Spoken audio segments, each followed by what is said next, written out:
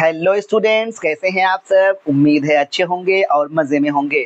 एक बार फिर से आपका यूट्यूब चैनल अल हक एकेडमी आप तमाम स्टूडेंट्स का स्वागत करता है, अभिनंदन करता है।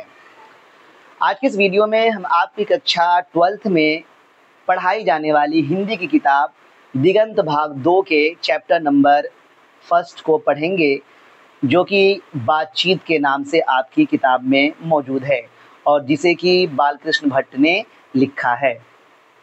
तो चलिए बगैर किसी देरी के आज की इस वीडियो को शुरू करते हैं। अगर आप चैनल पर नए हैं तो चैनल को सब्सक्राइब करें, वीडियो अच्छी लगे तो वीडियो को लाइक करें और ज़्यादा से ज़्यादा शेयर करें। बातचीत, हम सब जानते हैं कि बातचीत क्या है।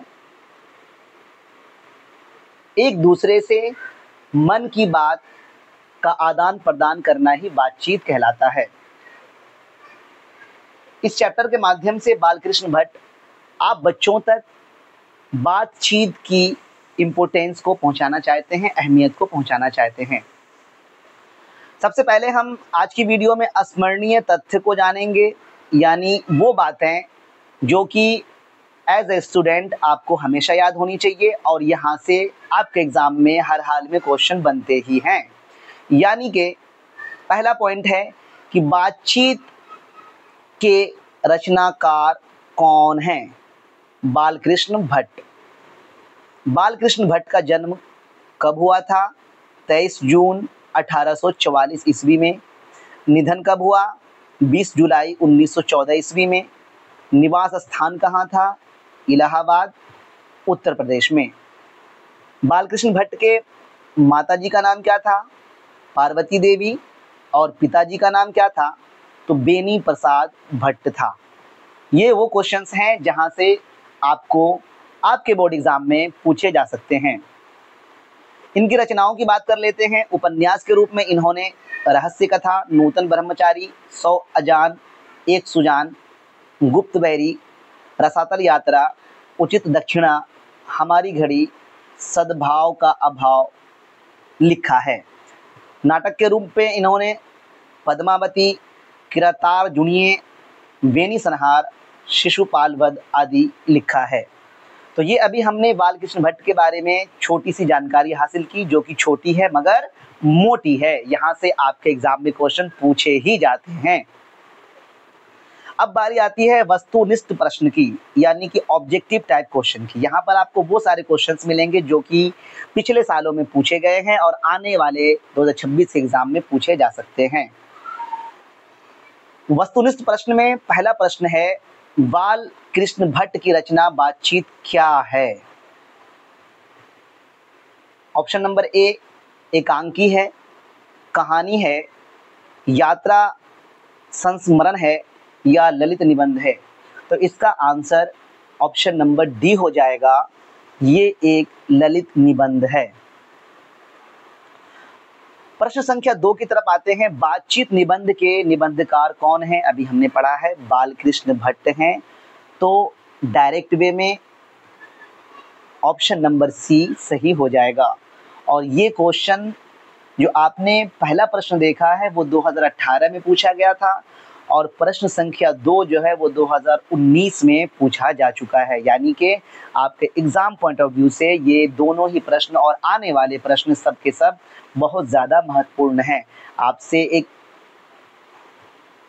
गुजारिश है कि आप इन क्वेश्चंस को जैसे भी हो, चाहे लिख कर हो चाहे रट कर हो, अपने दिमाग में फिट कर लें। अगला प्रश्न देखते हैं। बातचीत शीर्षक निबंध के अनुसार जो कुछ मवाद या धुआं जमा रहता है वो भाप बनकर निकल पड़ता है, कैसे? ऑप्शन नंबर ए बहस करके, ऑप्शन नंबर बी झगड़ा करके, ऑप्शन नंबर सी बातचीत के जरिए और डी हंसने से। ऑप्शन नंबर सी बिल्कुल सही हो जाएगा, बातचीत के जरिए। यानी कि निबंध के अनुसार, यानी बातचीत शीर्षक निबंध के अनुसार जो कुछ मवाद या धुआं जमा रहता है, यानी कि जो दिल में जो बातें रहती हैं या दिमाग में जो बातें रहती हैं, अगर हम किसी से बातचीत करते हैं तो वो क्या होता है, भाव बन के उड़ जाता है। चाहे वो गम की बात हो, चाहे वो खुशी की बात हो, जो भी बात हो, अगर हम किसी से बात कर लेते हैं, बातचीत कर लेते हैं तो मन हमारा हल्का हो जाता है। तो ऑप्शन नंबर सी बिल्कुल सही हो जाएगा। चलते हैं अगले प्रश्न की तरफ। प्रश्न संख्या 4, बालकृष्ण भट्ट के पिता पेशे से क्या थे? चिकित्सक थे, व्यापारी थे, शिक्षक थे या समाज सेवी थे? ये क्वेश्चन 2022 में पूछा जा चुका है। बालकृष्ण भट्ट के पिता पेशे से क्या थे? तो बालकृष्ण भट्ट के पिता पेशे से व्यापारी थे, तो ऑप्शन नंबर बी बिल्कुल सही हो जाएगा। प्रश्न संख्या 5 की तरफ आते हैं। बालकृष्ण भट्ट किस काल के रचनाकार हैं? 2023 में ये क्वेश्चन पूछा जा चुका है। भारतेंदु युग के हैं, भक्ति काल के हैं, रीति काल के हैं या फिर द्विवेदी युग के हैं? तो प्रश्न संख्या 5 का आंसर हो जाएगा ऑप्शन नंबर ए, भारतेंदु युग के। बालकृष्ण भट्ट किस काल के रचनाकार हैं? तो भारतेंदु युग के। अगला प्रश्न देखते हैं। बातचीत के जरिए भाव बनकर क्या बाहर निकल जाता है? अभी हमने इस क्वेश्चन को दूसरे रूप में देखा है, मवाद या धुआं।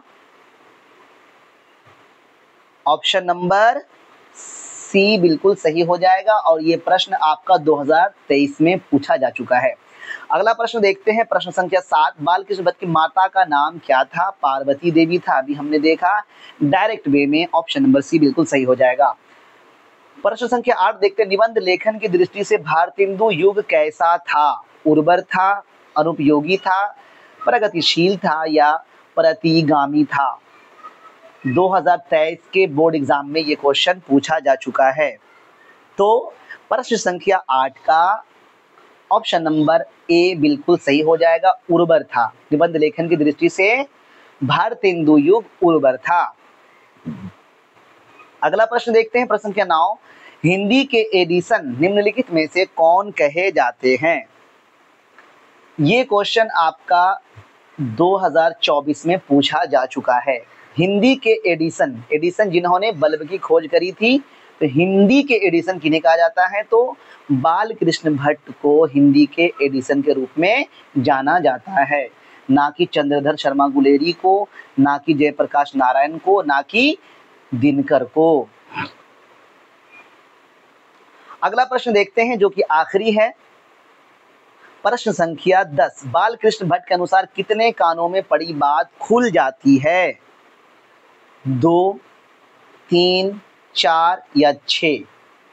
बालकृष्ण भट्ट के अनुसार 6 कानों में पड़ी बात खुल जाती है और ये क्वेश्चन आपका 2025 में पूछा जा चुका है।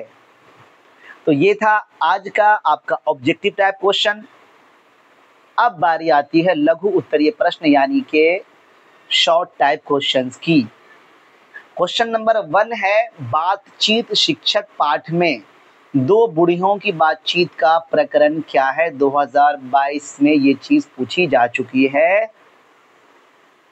आपको इसका आंसर नीचे मिल जाएगा।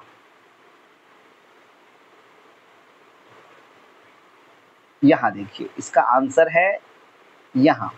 बातचीत पाठ के अनुसार दो बूढ़ियों की बातचीत, आप इसको लाइन बाय लाइन पढ़ेंगे तो आपको उस क्वेश्चन का आंसर मिल जाएगा। तो आज की वीडियो में इतना ही। आज की वीडियो में हमने वस्तुनिष्ठ प्रश्न देखे और लघु उत्तरीय प्रश्न देखे। उम्मीद है चीजें आपके जहन में आ गई होंगी, आप बातों को समझ गई होंगी। और अगर इतने के बावजूद अगर आपके दिमाग में कोई प्रश्न उठता है तो आप बराए करम अपने उस प्रश्न को कमेंट सेक्शन में लिखिए। मैं पूरी कोशिश करूंगा आपके उस दिक्कत को, उस परेशानी को, उस प्रश्न को कैसे दूर कर सकूं। मिलते हैं अगली वीडियो में, तब तक के लिए आदाब अर्ज है।